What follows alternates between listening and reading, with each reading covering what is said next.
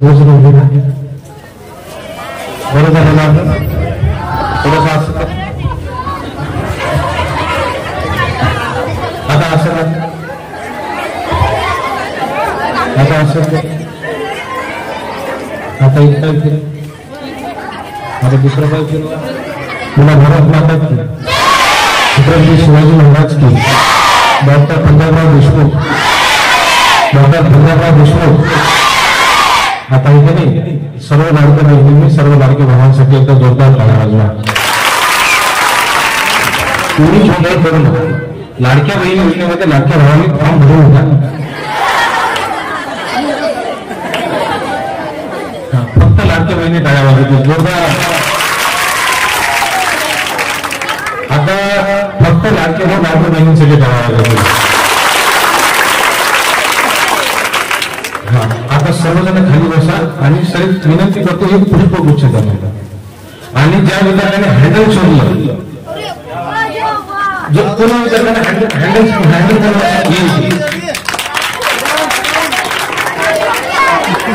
मी आदरणीय भावांना विनंती करतो की या मुलाच्या समय सूचकतेसाठी याचं स्वागत आपण करावं.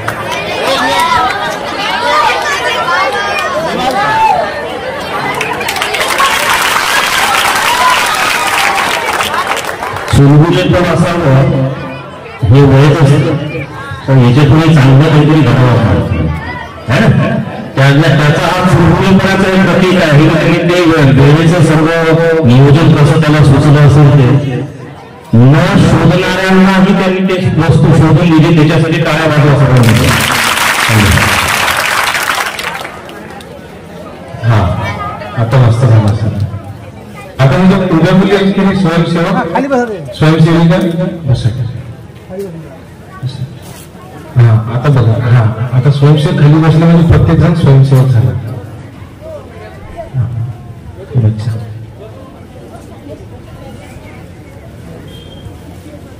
मला लहान लहान मुलांमध्ये जायला फार आवडतं. मुलांना मी त्या वर्गामध्ये शिकवायला गेलो. एका मुलाने मला काय प्रश्न विचारला माहिती म्हणजे सर लहान एबीसीडी पेक्षा मोठी एबीसीडी किती वर्षांनी मोठी आहे. त्या प्रश्नाचं उत्तर मला काय माहिती नव्हतं म्हणून मी त्यालाच विचारलं. म्हणलं बाबू 5 वजा 5 किती होतात घ्या. 5 वजा 4 त्याने उत्तर दिलं मला 2. मी म्हटलं बा मी नवीन शिक्षक लागलो हा आता माझी कसोटी घेते. मी म्हटलं हे बघ बाळा सोपं जर समजा तुझ्या आईने तुला 5 पोळ्या दिल्या किती तू 5ही पोळ्या खाल्ल्या तर डब्यात किती राहिल्या ते म्हणजे भात.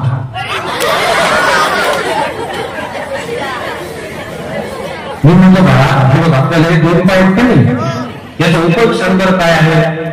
आता मला काय वाटलं काय सांगेल सर म्हणे एक पाय असते म्हणे किक मारायला दुसरा पाय असते म्हणे गिअर टाकायला. मुलं खूप भारी असतात. मुलं खूप साध्या मनाची असतात. मुलं खूप रांजण असतात. मुलं खूप इनोसंट असतात. या मुलांबद्दल तुकडोजी महाराज असं म्हणतात की या कोवळ्या तया माझी लपले ज्ञानेश्वर रवींद्र शिवाजी विकसता प्रकटलेल्या समाजी शेकडो महापुरुष. छोट्या छोट्या मुलं असतात ते म्हणतात की ये प्यारा हिंदुस्तान है गोपालों की शान है वीरों का मैदान उसमें भक्तों के भगवान है आओ इसे जगाएंगे भारत को बदलाएंगे भाल में उठो तुम तो ऋषियों के संतान है गीता का गुणगान है. किती सुंदर गीत या मुलांसाठी लिहिलं. एक दिवस काय झालं माहिती अशी ही सुंदर सुंदर खऱ्या मनाची प्रेमळ मनाची युवा मनाची मुलं यांच्या घरी एक आजोबा आले. जसे आपल्या आजोबा समोर बसलेले आहेत. आमचे आजोबा एका घरी गेले. अर्धा तास बसले. अर्धा तास झाले तरी सुद्धा आजोबा जायचं नावच घेऊन नाही राहिले. म्हणून घरातला छोटासा बाळ त्या आजोबांकडे जाते आणि म्हणते आबाजी खरं सांगा तुम्ही कधी चालले घरी. आजोबा म्हणे तुम्ही थोड्या वेळानं जाणार आहे. हा मुलगा थोड्या वेळानं पुन्हा आजोबांकडे गेला. मुलांना आजोबा सांगा ना तुम्ही कधी चालले. बस बस बस आता निघतोच. झालं सगळं आता बोलणं झालं आता निघतोच. 15 मिनिटांना हा छोटा बाळा पुन्हा एकदा आजोबापाशी गेला. आजोबा खोल सांगा ना, तुम्ही कधी चालले? आजोबांनी जवळ घेतलं. इकडे मसाले बाबू काऊन रे विचारून राहिला तो 2-3 वेळा, कधी चालले कधी चालले कधी चालले? त्याने खलं सांगू. ते म्हणे माझी आई अशी बोलून राहिली का हे मथानं गेलं की आपण आईस्क्रीम खाऊ.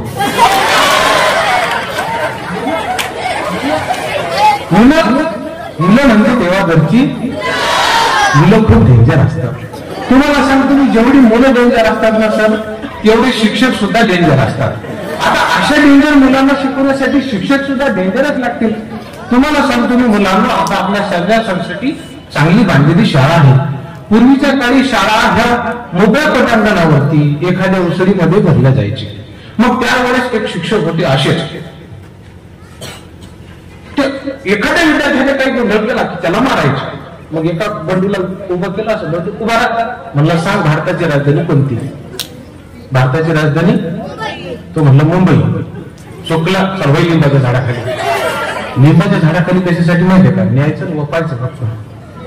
राजूला राजू उभा राहा, सांग महाराष्ट्राची राजधानी कोणती? हा म्हणला नागपूर. लिंबाच्या झाडाखाली. आता हे जे बारकू पोरग होता ना, ते मोठं म्हणून शाळेत गेलं. आबाजीला म्हणणार. मग गुरुजींनी त्याला प्रश्न विचारला. म्हणले बाबू सांग बरं, वाशिम जिल्ह्याची स्थापना कधी झाली? तर हा गुरुजीला काय म्हणते का? गुरुजी चला लिंबाच्या झाडाखाली.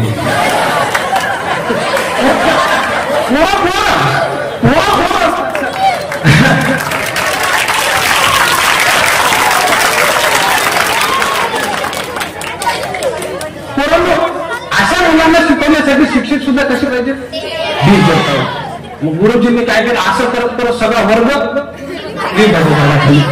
लिंबाच्या झाडाखाली सगळे लेकर बसले. दुपारचं जेवण खावणं झाले. आणि मग तुम्हाला माहिती आहे, उन्हाळ्याच्या दिवसामध्ये सुंदर हवा येते. लिंबाचं झाड, पोट्याचं जेवण झाले. सरांनी सुद्धा डबा शेअर केला. सर सुद्धा. आता कसं असतं माहिती का, पूर्वीच्या काळी एकच शिक्षक असायचे आणि सर्व विद्यार्थ्यांना शिकवायचे. तर सर्व दुपारची बाजूली खूप सुंदर जेवण झालं. अशी लिंबाची हवा मस्त. पोराने बंडूने उभं केलं. बंडू उभा आहे. बेचे पाणी मान. बंडूने सुरुवात केली. बे एक, बे दोन्ही 4, बे दोन्ही 6. मग सरले आता वाटलं का, तेव्हा फक्त पोरच होती, मुली नव्हत्या, म्हणून सरनं आंगडं काढलं. दोन आंगडं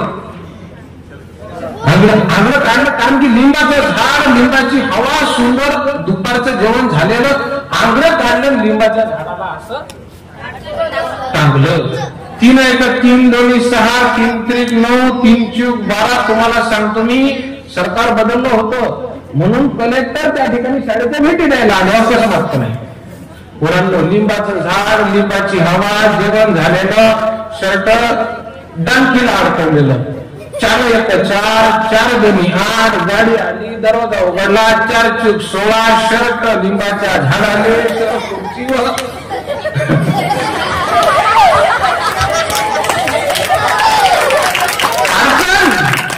प्रचंड अडचण झाली ना मुलांना.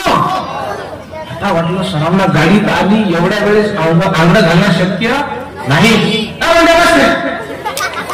कलेक्टर तिकडे गाडीच्या खाली उतरले. मुलांना इकडे लक्ष द्या. इकडे लक्ष द्या. इकडे लक्ष द्या. इकडे लक्ष द्या. याला दंड असे म्हणतात. याला तोड असे म्हणतात. यास बखार असे म्हणतात. कलेक्टर आले. त्यांनी बघितलं का शिक्षक शर्ट काढून शरीराचे आवडले हा धडा मुलांना शिकवत आहेत. कलेक्टरच्या डोळ्यात पाणी. सर, आतापर्यंत लई शिक्षक पाहिले.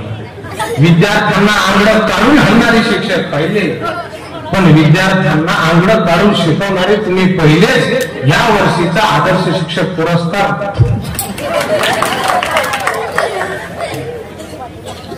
मुलांना. ही शिक्षण व्यवस्था आज कुठतरी डळमळीत होताना आम्हाला दिसत आहे. विद्यार्थ्यांचं शिक्षकांचं नातं कुठेतरी मंदावताना दिसत आहे. मुलांना याचं कारण मी तुम्हाला सांगतो. हे जे मागचे बसले त्या मागचे फक्त मी तुम्हाला एक ऍक्टिंग करून दाखवतो. तुम्ही फक्त मला त्या चित्रपटाचं नाव सांगा. समोरचं कोणी बोलणार? समोरचं कोणीच बोलणार नाही. फक्त मागचे. पुष्पा.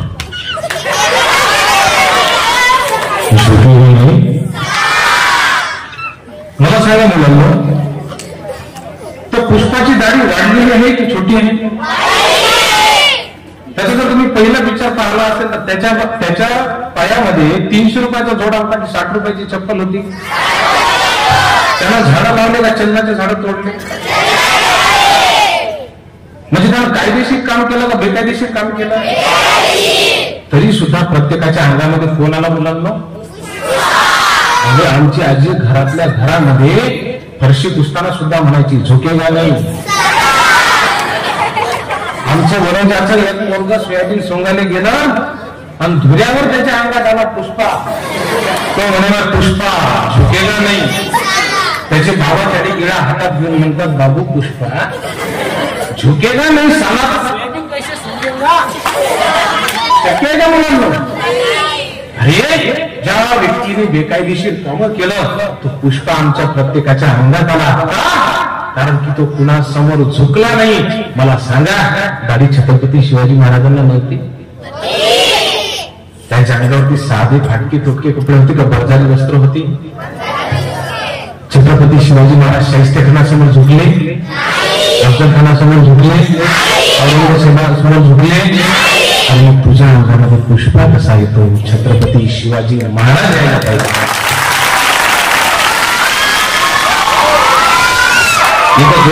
उद्देश करूया.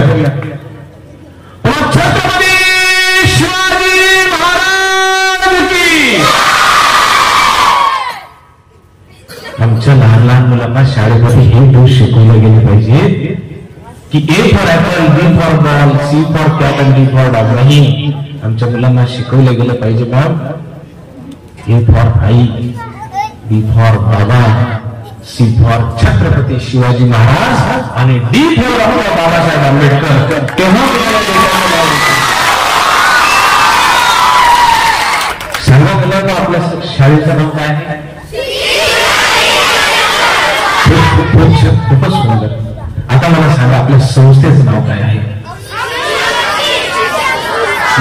श्री शिवाजी शिक्षण. आणि कुणी स्थापना केली आपल्या संस्थेची? मुलांना तुम्ही कधी विचार केला का की डॉक्टर पंजाबराव देशमुखांनी शैक्षणिक संस्थेची स्थापना का बरं केली असेल? एक आणि केली तर त्याला नाव कोणाचं? छत्रपती शिवाजी महाराजांचं. आपल्या महाराष्ट्रामध्ये 2 शैक्षणिक संस्था आहेत ज्या सर्वात मोठ्या आहेत. पहिली आहे रयत शिक्षण संस्था, ज्याची स्थापना केली कर्मवीर भाऊराव पाटील यांनी 1919 मध्ये. रयत म्हणजे कोण? रयतेच्या सही आणि रयतेच्या कल्याण करतात. रयतेचं राज्य ज्यांनी घडवलं तर रयतेचे राजे छत्रपती शिवाजी महाराज. मुलांना रयत कोणाला म्हणतात? रयत म्हणजे सर्वसामान्य जनता. रयत म्हणजे कष्टकरी, वंचित, शेतकरी, मोलमजुरी करणारा सर्वसामान्य जनता म्हणजे कोण? रयत. रयत शिक्षण संस्थेची स्थापना केली कर्मवीर भाऊराव पाटलांनी. आणि शिवाजी शिक्षण संस्थेची स्थापना केली बोला डॉक्टर पंजाबराव देशमुख.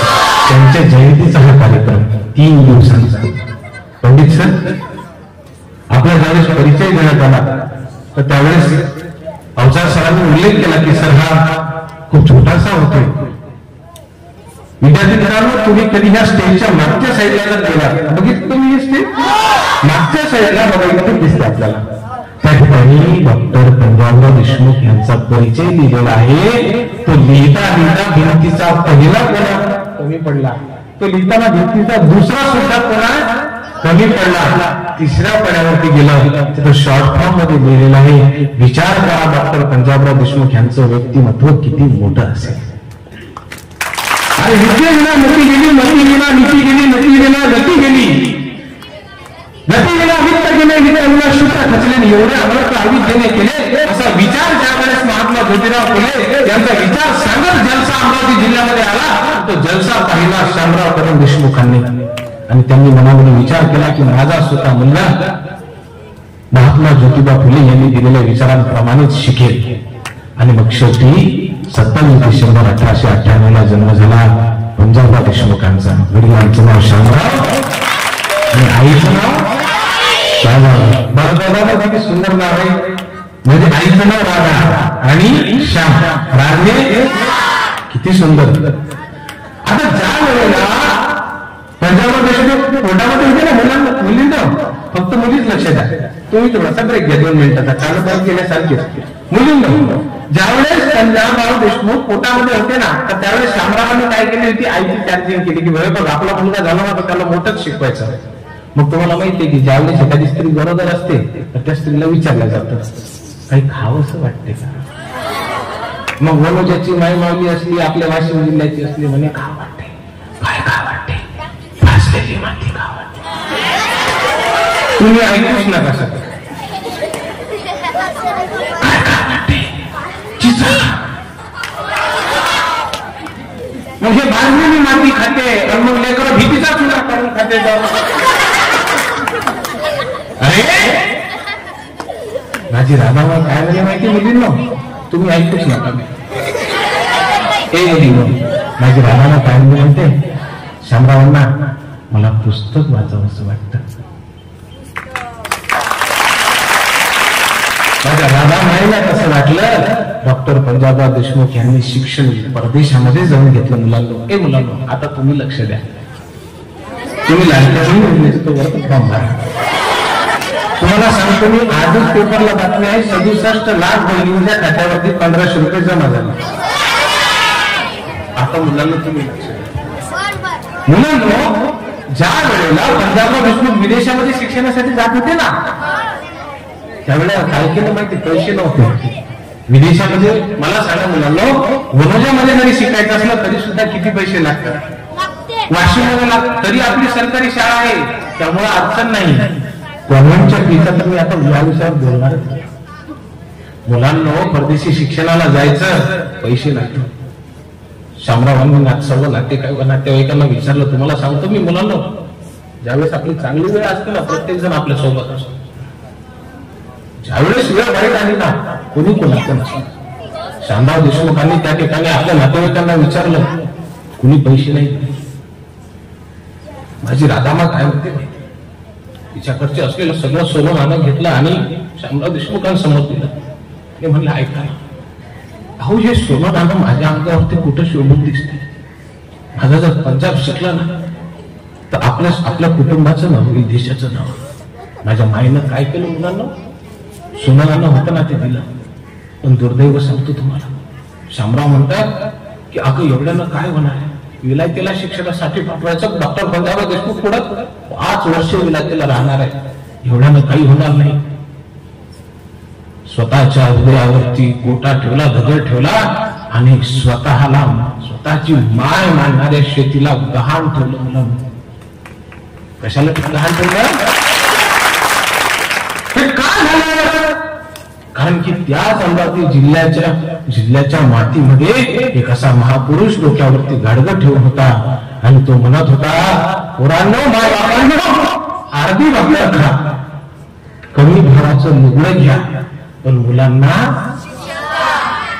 तुम्हाला खोटं नाही सांगत. मी प्रायव्हेट सीबीएसई शाळेमध्ये 6 वर्ष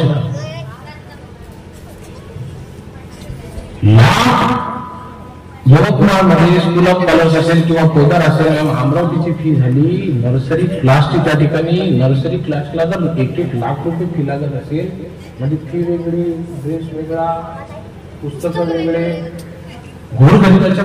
तुम्हाला सांगतो मुलांना, हा आपल्या कल्पनेच्या बाहेरचा विषय. त्या परिस्थितीमध्ये पंजाबराव देशमुखांनी काय विचार केला माहिती, मराठा बेरार शिक्षण संस्था ज्यावेळेस बंद करायला आली आणि विमलताई देशमुखांना म्हणतात की अगं हे पाहून मला दुःख होतं की माझ्या गरजेच्या मुलांना शिक्षणासाठी जी शाळा आहे ती शाळा सुद्धा बंद होत आहे. प्रचंड वेदना देशमुख भाऊसाहेबांच्या मनाला होतात आणि भाऊसाहेब म्हणतात की त्या ठिकाणी शिक्षण संस्था उभारणार. 1 जुलै 1932 रोजी श्री शिवाजी शिक्षण संस्थेची स्थापना. अत्यंत महत्वपूर्ण परिस्थिती, पैसे नव्हते त्यावेळेस, निजामांचं संस्थान होतं, त्यांनी मदत केली. आज आपल्याला संपूर्ण महाराष्ट्रामध्ये श्री शिवाजी शिक्षण संस्थेचं चित्र दिसतं ना मुलांना, हे कसं झालं, हे त्यावेळेसच्या त्याग आणि तपश्चर्याने झालं. पुढच्या काळामध्ये पंजाबराव देशमुख भारताचे कृषी मंत्री झाले. 58 मध्ये त्यांच्याकडे सहकार खाता आलं. 62 मध्ये पुन्हा कृषी मंत्री झाले आणि इथे बसलेल्या प्रत्येक विद्यार्थ्याला अभिमान वाटेल. इथे बसलेल्या किती जणांचे पालक हे शेतकरी आहेत?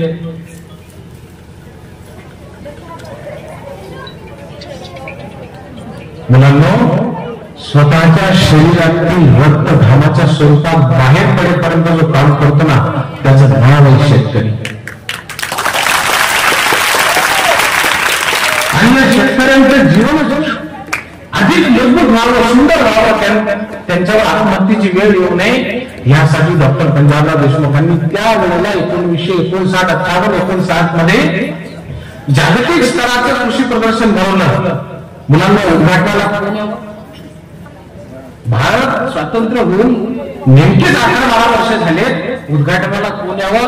अमेरिकेचे राष्ट्राध्यक्ष, रशियाचे पंतप्रधान, जपान, जर्मनी सह संपूर्ण जगामधल्या तत्कालीन विकसित असलेले सर्व महत्वाचे राष्ट्रांचे महत्वाचे व्यक्ती त्या ठिकाणी आले. ब्रिटनच्या राणी आल्या. हे कुणामुळे शक्य झालं? डॉक्टर पंजाबराव देशमुख यांच्यामुळे. आता बाल मनावरती हे मोठे मोठे विषय कदाचित रोजल्या जातील की नाही मला माहिती नाही, परंतु यांचं बीजारोपण आताच होतं. मला त्यावेळेस घरात गोष्टी कळायचं नाही. ज्यावेळेस किनी राजाला 27 डिसेंबर 2006 रोजी किनी राजाला श्री शिवाजी शिक्षण संस्थेने आयोजित केलेल्या श्री शिवाजी हायस्कूल किनी राजा येथे वक्तृत्व स्पर्धेमध्ये हाच विषय मी मांडला होता. आणि त्यावेळेस पहिला नंबर आला माझा. 131 रुपये मिळाले मला. किती? मी तुम्हाला सांगतो, मी माझी मम्मी एवढी खुश झाली का नाही, म्हणजे 131 रुपये फक्त एका भाषणाचे. बोलच खुश. आता आपण गोरगरिबाची माणसं. मला तर पहिल्यांदा 131 रुपये भेटल्याच्या नंतर खूपच आनंद झालो मी. सर 2006 ला ते 131 रुपयांचं बक्षीस त्यावेळेला मिळालं. आणि सर 2024 येतात ते जे विचारोपण वक्तृत्वाचं माझ्या मनामध्ये या स्नेह संमेलनाच्या कार्यक्रमामधून झालं. त्याच्यामुळे मी महाराष्ट्राचे सन्माननीय मुख्यमंत्री एकनाथराव शिंदे यांच्या कार्यक्रमाचं सूत्रसंचालन करू शकलो. त्याच्यामुळे आज अनेक ठिकाणी जातो तो फार छान वाटतो. मुलांनी का करायचं माहिती? एका कवीने खूप सुंदर लिहिलं. अरे तुझ्या हाती तू बोल, तुझ्या हाती साल, तुझ्या हाती तू बोल, तुझ्या हाती साल. पण समाजाचं काय रगड्या, समाजाचं काय, समाजाचं काय रगड्या, समाजाचं काय. रोज रोज हातेलात जेवतो कसारे, मटन विस्की दारू बियर डोसतो कसारे. रोज रोज हातेलात जेवतो कसारे, मटन विस्की दारू बियर डोसतो कसारे. रोज तुला खायला कोंबडीचे पाय. आपल्या देशामधल्या किंबहुना महाराष्ट्रामधल्या जर 16,000 जिल्हा परिषदच्या शाळा बंद होत असतील, किती मुलांना? 16,000 जिल्हा परिषदेच्या शाळा बंद होत असतील.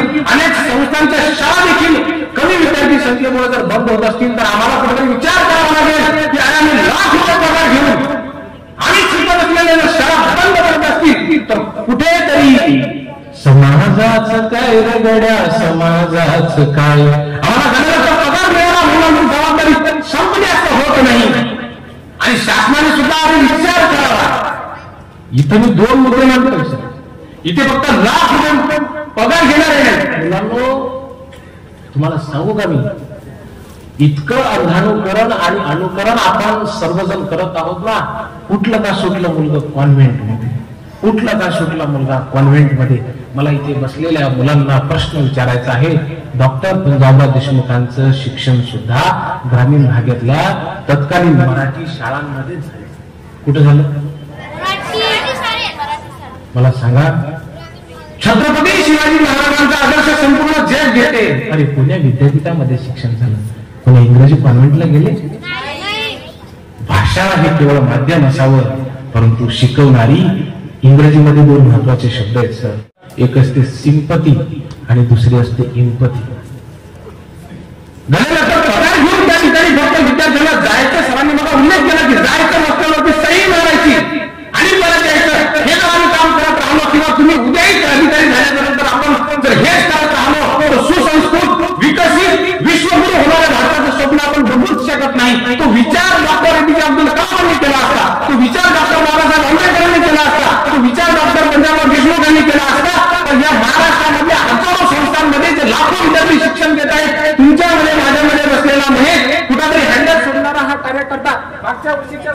शाळेमध्ये नावं काढून आणले त्या मुलांची. हे मुलं आम्हाला कुठतरी भेटणार नाही. मला माहिती नाही आपल्या शाळेमध्ये कोणते शिक्षक आहेत की जे सातत्यानं आपल्या शाळेमध्ये झालेल्या प्रत्येक कार्यक्रमाचं युट्यूबला ते क्लिक करून पाठवतात. मी त्या शिक्षकांचं नाव मला माहिती नव्हतं, त्या सरासरी जोरदार करावं. तर प्रत्येक शिक्षकाचे मनापासून कौतुक झालंच पाहिजे. ते चंपे सर आहेत, अतिशय उत्कृष्ट सर्व हे आहेत. गौरीवर काय करायचे वर्ग मागच्या वर्षी 8वी मध्ये का तू गौरी मोहन राहणार तू. आता मला तुझा परिचय कसा झाला असेल. आविका सावळे आहे का? शिवम वैरागर आहे का? शिवम वैरागर राव का? कोमल प्रवीण जाधव, प्रतीक्षा श्रीकृष्ण राऊत, पुन्हा नारायण राठोड, प्रतीक्षा सुरेश चव्हाण, ईश्वरी संतोष राऊत राव. या मुलांसाठी टाळा. आता मी प्रातिनिधिक स्वरूपामध्ये नावं घेतलं सर. प्रत्येक विद्यार्थ्यांचा व्हिडिओ युट्यूबला अवेलेबल आहे. किती सुंदर काम. सर देशमुख सर तुम्ही ज्यावेळेस गीत गात होते ना सर, तुम्ही म्हटलं विद्यार्थ्यांना शांत राहा. सुरुवातीला निवेदन केलं तसं, पण सर इथला प्रत्येक विद्यार्थी तो गीत मनापासून बोलत होता. सर मी बसून बघत होतो, सरांसाठी येत होता. आणि संस्था श्री शिवाजी शिक्षण संस्थांमध्ये इतक्या शाळा आहेत, त्याच्यानंतर पहिल्याच जबाबदारी येत असेल तर इथल्या प्रत्येक शिक्षकाचं कौतुक व्हायलाच पाहिजे. जोरदार करा. अरे तुम्हाला सांगतो मी, इथनं फक्त मंगळावरती जाऊन ज्ञान पाठवत असू तर ते अभिनंदनाचं नाहीये. मंगळावरती जाऊन पाणी शोधण्यापेक्षा इथे शेतकऱ्यांच्या डोळ्यामध्ये पाणी काय येतं हे जरी शोधलं नाही, त्याची संवेदना आमच्या मनामध्ये निर्माण झाली तरी सुद्धा ती संवेदना शिवाजी महाराजांनी केली. का रायचं घडवलं मुला. बसा बस. ती संवेदना तुमच्या आमच्या मनामध्ये पाहिजे. बघा मी मॅडमसोबत बोलत असताना मॅडमने खूप सुंदर उल्लेख केला. त्या ठिकाणी ही जी संवेदना आहे हरवत चाललेली आहे. कोरोनाच्या काळामध्ये आज सुद्धा तुम्ही किती पैसे कमवता मुलांना याला काही किंमत नाही. कोरोनाच्या काळामध्ये प्रत्येक जण दुसऱ्या माणसाला फक्त एकच विचारत होता. मतदानात सुद्धा आपण एकच विचारते माणूस तुम्ही किती पैसे कमावले विचारत नाही. आपण तुमची तब्येत कशी आहे दुसरं काही विचारले का? तब्येतच विचारते. सध्या कोरोनाच्या काळ आम्ही 4 वर्षात विसरलो कसे काय आम्हाला कळत नाही. त्या कोरोना आला होता त्यावेळेस तुम्हाला माहिती आहे प्रत्येक जण घरामध्ये बसलेला होता. जाती धर्म पंथ पक्ष वर्णभेद सगळेच्या सगळे विसरून कोणाला काहीच माहिती नव्हतं. तो काळ आम्ही कसा विसरू शकतो. आणि आमच्या समोर आम्हाला म्हणून दिसत होतं. आणि त्यावेळेस जसं लोक एकमेकांना फोन लावत होती, बाबू तू कसा आहे, ए माय कशी आहे तू, घरातली आस्थेने विचारपूस करत होती. ती संवेदना आमच्या मनामधून कुठं गेली राव. त्यावेळेस मी 2 गोळी लिहिल्या होत्या महाराष्ट्र कवितेच्या. अरे हा माणसानं स्वतः किती न फसवलं आणि येऊ शकून साऱ्याने घरात बसवलं.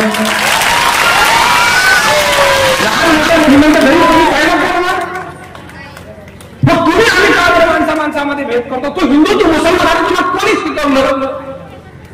जाती धर्माच्या नावाखाली जाती धर्माच्या नावाखाली अरे आयुष्यभर तू लढला. आणि संकट समयी तुझ्या रे डॉक्टर पोलीस कामात पडला. फक्त डॉक्टर आणि पोलीस होता तुमच्या मदतीला. सगळ्यांचे तंटे झगडे भांडण झटक्यात मिटवलं. साऱ्याने घरात बसवलं. मुलांनो अरे अभिमानाला फुगला स्वतःच्या भावाला नाही तू बोलला. आणि जन्म दिला आई बापाला तर सांग कसा तू भुलला. कोरोना आता आल्यावर तुले गाव कसं आठवलं. होते मागे भरून जिल्हा परिषदच्या शाळेमध्ये पुण्याला गेलेले सगळे सासू म्हणजे सासू सुनाचं त्याचं पटनाचं सुना सगळ्याच्या शहरामध्ये गेलेल्या होत्या जिल्हा परिषदेच्या. मला सांगा मुलांना शेवटी कोणी स्वीकारलं? गावानं स्वीकारलं. आणि म्हणून एका झरक्यात हजारो मेले त्याने खांदेली नाही कोणी दिले. दवाखान्यात तिकून तिकडेच घरी आणायचं काम नाही. अगदी पाहिलं काय खरं कोण कोण बनायचं लोक नाही तर यांनी मैतीने तेलविले सावडाने बारशाले लग्नाच्या असं लोक पेंडी जाते तो असे खंडीन पेंडी जाते तो तेव्हा कोणी का कोणी असं जरी अहो आमच्या घरामध्ये आमची आजी सुद्धा इंग्लिश बोलायची म्हणजे सॅनिटायझर आण बाबू क्वारंटाईन आजी क्वारंटाईन करतात एका झटक्यात हजारो मेले त्याने खंडे बी नाही कोणी दिले आणि इटली चायना अमेरिका एका झटक्यात थंडे झाले अमेरिकेचे एका दिवसामध्ये तुम्हाला सांगतो मी सरकारला लपवलेले ते आकडेवारी सगळी खोटी आहे सरकारी यंत्रणांवर किती विश्वास ठेवावा हाच मोठा प्रश्न आहे आणि मुळात आपण सरकारचे प्रशासनाचे धोरण करते म्हणून आपणच प्रशासनामध्ये मला अनेक वेळा मी आमच्या सहकार्याशी ज्यावेळेस बोलतो तर ते असं म्हणतात की शासनाने कॉपीमुक्त करायला पाहिजे मी म्हणतो उद्या काय वर्गामध्ये जर पेपर घ्यायचा असेल तर काय कलेक्टर येणार आहे वर्गामध्ये कॉपीमुक्त ठेवायचं असेल तर तिथं जो इन्व्हिजिलेटर आहे त्याची ड्युटी आहे त्याला कॉपीमुक्त द्यायला पाहिजे अरे मुलांना तुम्हाला इतकी दुर्दैवी परिस्थिती सांगतो फडणे सर 11व्या वर्गाला मी शिकवत असताना मुलाला प्रश्न विचारला देशमुख सर बरोबर ना 11व्या वर्गामधल्या मुलाला प्रश्न विचारला की उत्तर प्रदेश सांग लवकर बांगलादेशमध्ये आहे का पाकिस्तानमध्ये आहे उत्तर प्रदेश बांगलादेशमध्ये आहे का पाकिस्तानमध्ये पटकन सांगा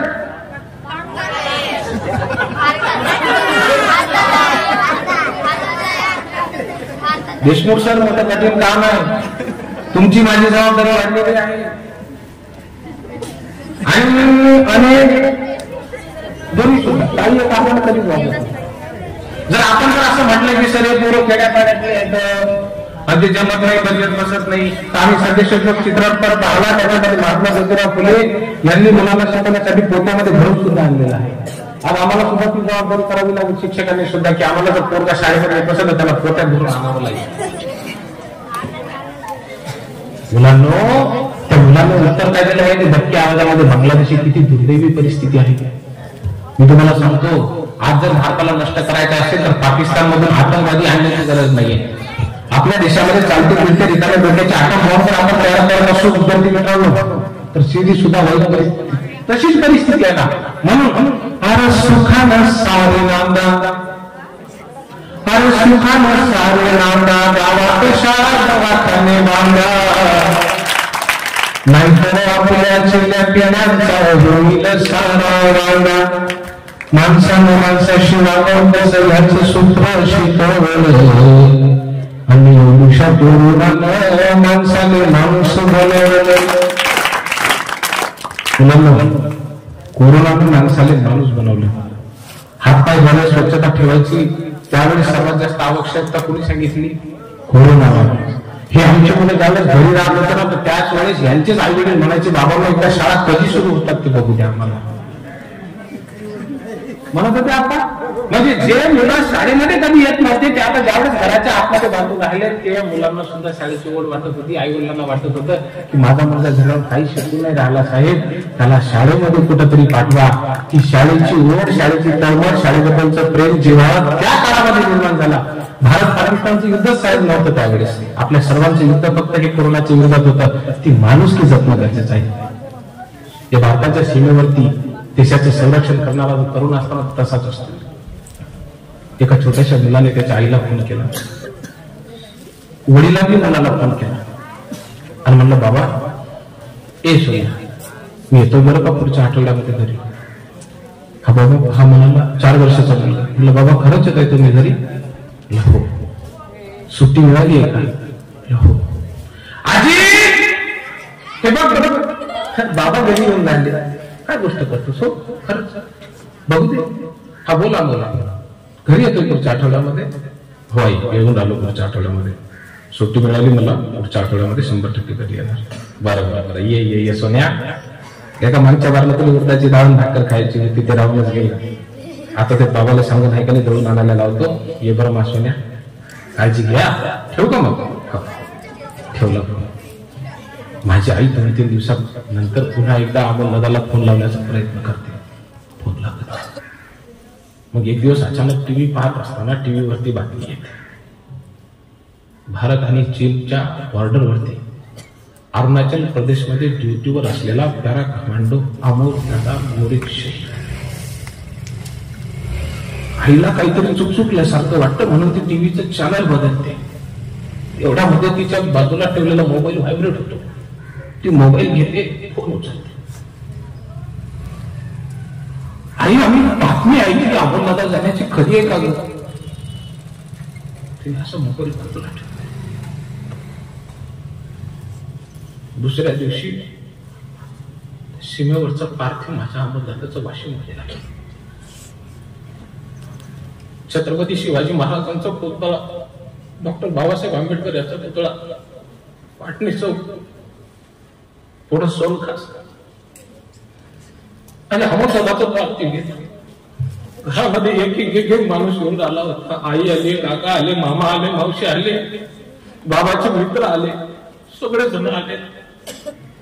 पण मला व्हिडिओ कॉलवरती 4 दिवसापूर्वी माझ्या बाबांनी म्हटलं होतं ना की ते येणार आहेत म्हणून मला सगळे जण दिसून राहिले आणि बाबा हे दिसून राहिले. मुलाला प्रश्न पडला. हजारो लोक जमलेले आहेत शासकीय इतमामामध्ये अमोल दादाला श्रद्धांजली दिल्यासाठी. आणि मग सगळ्यात शेवटी आपल्या संस्कृतीप्रमाणे वडिलांना मुलाला पाणी पाजायचं असतं. 4 वर्षाचा मुलगा अमोल दादाजवळ जातो आणि त्याला त्यावेळेस पाणी पाजायला त्याचा चेहरा दिसतो. म्हणजे बाबा माझ्यासोबत सर्व बोलत आहेत. बाबा तुम्ही बोला ना बाबा माझ्यासोबत. सांगा मला मुलांनो, माझा अमोल दादा बोलू शकतो? तो 4 वर्षाचा बालक आजही त्याच्या आईला विचारतो, आई बाबा येणार आहे का? त्या माझ्या ताईने आणखी सुद्धा मंगलसूत्र काढलेलं नाही, कारण तिला माझ्या अमोल दादाने वचन दिलं होतं मी येईल. इथे बसलेल्या माझ्या सर्व विद्यार्थ्यांना मला प्रश्न विचारायचा. देशाच्या सीमेवरती हातामध्ये बंदूक घेऊन देशाचं संरक्षण करणाऱ्या देशाच्या शिपायाच्या मनामध्ये फक्त एकच भावना असते, ना तन चाहिए ना धन चाहिए, अमन से भरा वतन चाहिए, जब तक जीव देश के लिए जब मरू तक तिरंगा कफन चाहिए, जब मरू तक तिरंगा कफन चाहिए. कधी विचार केला का?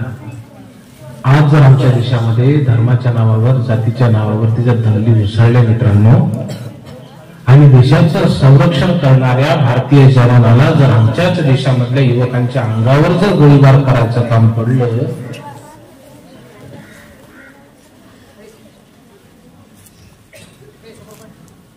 त्या अमोल दादाच्या जाण्याचं दुःख तुम्हाला किंवा मला झालं ना तरी ते काही क्षणापूर्वी. बेरोबर हा अमोल दादाचा प्रसंग मी का सांगतो? कारण की अमोल दादा गेल्याच्या नंतर मॅम पुढचे 4 दिवस प्रत्येकाच्या स्टेटसला, व्हॉट्सअपला, इन्स्टाला, फेसबुकला सर एकच मागणी होती की वाशिम शहरामधील पाटणी चौकाचं नाव बदलून त्याला पॅरा कमांडो शहीद अमोल गोरे चौक असं नाव देण्यात यावं. मुलांना तुम्ही टाळ्या वाजल्या, तुमच्यामध्ये संवेदना बाकी आहे. परंतु मला प्रश्न विचारायचा आहे देशमुख सर, इथल्या व्यवस्थेला, दोघे सर, इथल्या व्यवस्थेला मला प्रश्न विचारायचा आहे की त्या 4 दिवसांमध्ये आम्ही शोक संवेदना व्यक्त केल्या, परंतु आज 4 वर्ष झाले ते नाव कुणी बदलण्याचं धाडस घेतलं नाही. तो इतिहास आम्ही विसरलो. अमोल दादाचा प्रसंग पुन्हा पुन्हा मी प्रत्येक कार्यक्रमामध्ये सांगत राहीन, कारण की डॉक्टर बाबासाहेब आंबेडकर यांचं विधान आहे की जी जमात स्वतःचा इतिहास विसरते ती कधीही इतिहास घडवू शकत नाही. म्हणून या कार्यक्रमांच्या माध्यमातून तुमच्या सर्वांवरती आपला झालेला पूर्वजांचा इतिहास, त्यांचं शौर्य, धैर्य, त्यांचे विचार, नेतृत्व, कर्तृत्व आणि चरित्र तुमच्या हृदयाच्या पटलावरती, त्या स्पंदनांवरती त्याचा मारा करावा. या कार्यक्रमांच्या माध्यमातून तुमची आणि माझी जबाबदारी वाढलेली आहे, प्रचंड वाढलेली आहे. त्यामुळे शासन ज्या पद्धतीनं शेवटपर्यंत थांबत नाही. विद्यार्थी मित्रांनो, तुम्हाला सुद्धा एक विनंती करतो, आम्ही म्हणतो म्हणून नाही, शिक्षक सांगतात म्हणून नाही, आम्ही सांगतो म्हणून नाही. बरं, सरसळतात म्हणून तुम्ही तुमच्या स्वतःच्या आतमधलं स्फुल्लिंग निर्माण उज्ज्वलित करून प्रज्वलित करून अभ्यास करा बाबांनो. भगतसिंग माहिती तुम्हाला? भगतसिंग 21व्या वर्षी या देशासाठी शहीद झाले. ते म्हणतात की जिंदगी तो अपने दम पर जी जाती है, औरों के कंधों पर तो बस जनाजे उठा करते हैं. शेवटी तुमच्या सर्वांना एक संदेश देतो मी, ते लिहिलं गाणं आणि फक्त मुलींना म्हणायचंय तुम्ही नाही नाही नाही, तुम्ही म्हणायचंय बाय बाय बाय. एवढं म्हटल्याच्या नंतर मी तुम्हाला पाहिलं. तुम्ही काय म्हणायचं? नाही नाही नाही नाही नाही, तुम्ही म्हणायचं पण केव्हा म्हणायचं? मी जोपर्यंत मी ज्यावेळेस असं करेल त्याच वेळा तुम्ही काय म्हणायचं? मी म्हणतो त्यावेळेला आणि मग मी तुम्हाला माहिती. संडे हो या मंडे फक्त अभ्यासाचे फंडे, संडे हो या मंडे फक्त अभ्यासाचे फंडे, नाव कमवू आता लावून तिन्ही लोकी झेंडे. माझा नंबर येणार हाय, पहिला नंबर येणार हाय. पण केव्हा? बोला फेसबुक आणि इन्स्टाला, बोला फेसबुक आणि इन्स्टाला, बोला शिंगम आणि पुष्पाला.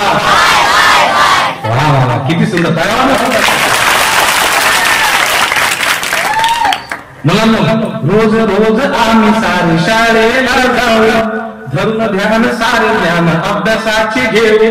रोज रोज आम्ही सारे शाळेला जाऊ, धरून ध्यान सारे ज्ञान अभ्यासाचे घेऊ. अभियंता डॉक्टर वकील शिक्षक बनून, पायी भाऊ साहेबांच्या विचारांचे होऊन आम्ही कलेक्टर होणार हाय, आता समोर जाणार हाय. बोलावली मन अन भटक्याला, बोला दारू अन व्यसनाला, बोला फेसबुक अन इन्स्टाला, बोला पुष्पा अन सिंगमला. तुम्ही सर्व विद्यार्थ्यांनी मला अतिशय शांतपणाने मला बोलवलं. सर्व शिक्षकांचे मी मनापासून आभार मानला. बोलण्याच्या भरामध्ये काही जर कमी जास्त झाला असेल तर ते मला परत द्या. मुलांना तुम्हाला सांगतो मी, आपल्या सर्वांमध्ये खूप मोठी जबाबदारी आहे आणि तुम्ही निश्चितपणाने पहा. शेवटी मी फक्त एवढं म्हणेल की मॅडम मी तुमची अनुमती असेल 2 मिनिटं सर. मुलांना सॉरी सर,